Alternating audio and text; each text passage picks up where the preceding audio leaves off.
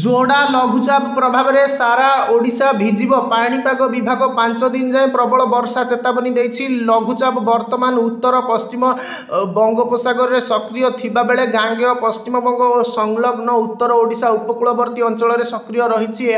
आगामी 24 घंटे दुर्बल होबार संभावना रही। एथिसह सेप्टेम्बर 25 तारिख पाखापाखि पूर्व केन्द्रीय और संलग्न उत्तर बंगोपसागर में आउ एक नूतन लघुचाप क्षेत्र सृष्टि होबार संभावना रही। पश्चिम उत्तर पश्चिम दिग को गति करी सेप्टेम्बर 26 तारिख पाखापाखि उत्तर पश्चिम एवं संलग्न पश्चिम केन्द्रीय बंगोपसागर दक्षिण ओडिशा उत्तर आंध्र प्रदेश उपकूल में एक अवपात परिणत होबार अधिक संभावना रही। सेप्टेम्बर 27 तारिख पाखापाखि दक्षिण ओडिशा उत्तर आंध्र प्रदेश उपकूल अतिक्रम करिवार संभावना रही।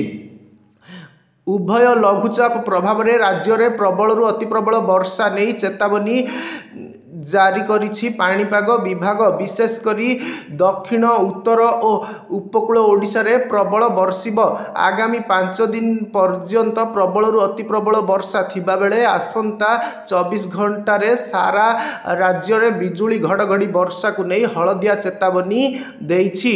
आंचलिक पाणीपाग विज्ञान केन्द्र निर्देशिका मनोरमा महांती कहिसंती पाणीपाग विभाग मालकानगिरी कोरापुट सुंदरगढ़ केन्दुझर और मयूरभंज रे प्रबल अति प्रबल वर्षा को नहीं ऑरेंज वार्निंग जारी करिछि। सेहिपरि रायगड़ा गजपति गंजाम कलाहांडी कंधमाल बौद्ध सुवर्णपुर संबलपुर बरगढ़ झारसुगुड़ा देवगढ़ अनुगुल ढेंकानाल जाजपुर भद्रक और बालेश्वर एही 15 जिला को प्रबल वर्षा नहीं येलो वार्निंग जारी करिछि। आसंता काली पई सारा ओडिशा रे बिजुली घड़घड़ी वर्षा नहीं सतर्क सूचना जारी करा जाइछि।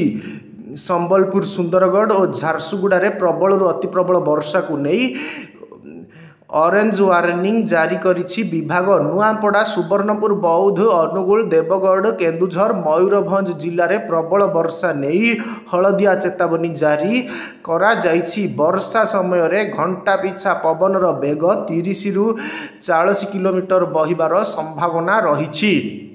समुद्र अशांत थिबारु समुद्र रे थिबा मत्स्यजीवी को आज 27 सेप्टेम्बर जाए समुद्र मध्य को जीवा को बारण करा जाइछि।